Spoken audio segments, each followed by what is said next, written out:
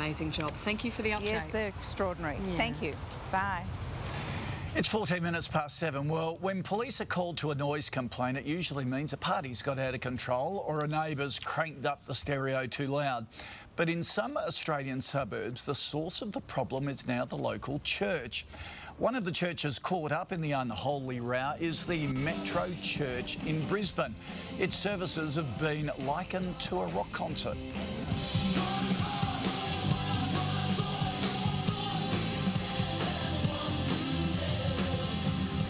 So is this just religion in the modern day, or should the churches quieten down? Joining us is the pastor of the Metro Church, Paul Geerling, and our resident religious expert, David Milliken. Good morning to you both. Hello.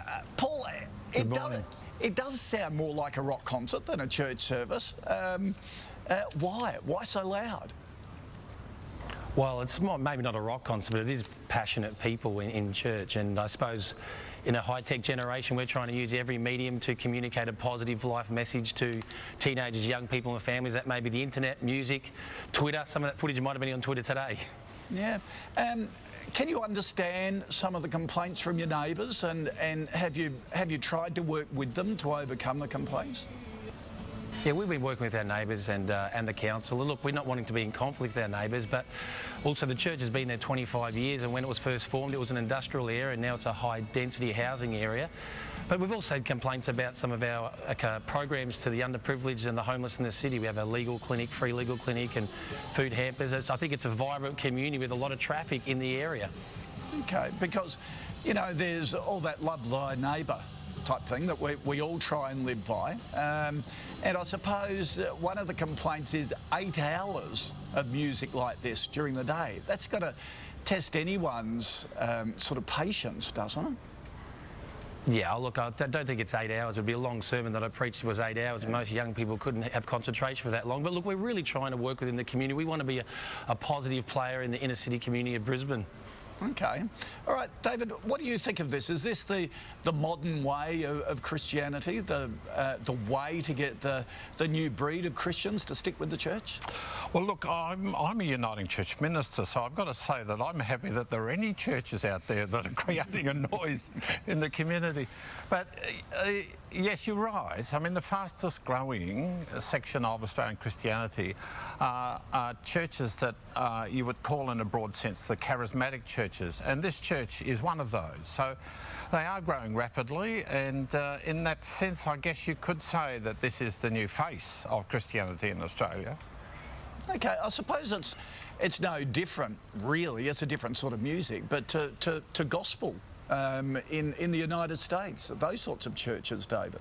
Well, I think it's exactly the same. It's a type of sort of middle-class rock. I mean, a lot of churches, the Methodist Church in its beginnings in the 1700s used to borrow popular tunes, and a lot of the great Methodist hymns were in fact folk songs and the like. So, I mean, there's nothing new in this sense, and I mean, I applaud the fact that they are using this. Now, the dispute between them and their neighbours, I don't know about, but this section of Australian Christianity, in some senses, has proved a little controversial.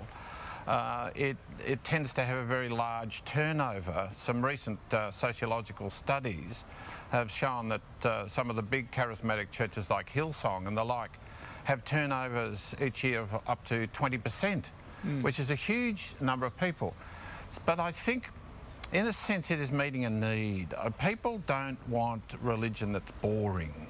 And a lot of the religion in many of our small suburban churches really is pretty dull.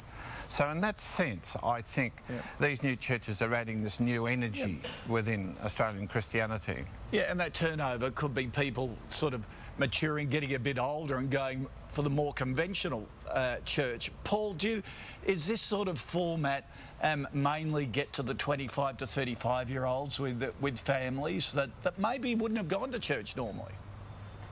Well, I think there's no doubt there's a growing people that want a contemporary style church, and I think it's also, different people have different styles of church, and so a lot of people choose a traditional church. Some people want a more contemporary church, but we've got to also remember, Amazing Grace, when it was written, was a controversial song because it was written to a pub tune, and I think also we're just trying to communicate a healthy lifestyle and a healthy message to engage young people for, in a way that they can understand the message of Jesus Christ, if that makes sense. Yeah, sure. All right. Got to think of your neighbours, though. Glad you're aware of it. Definitely working with them. Okay. All right, gentlemen, thank you for that. There you go. Let us know what you think. Hey, it's 19 past 7 o'clock now. Before we move on, this is what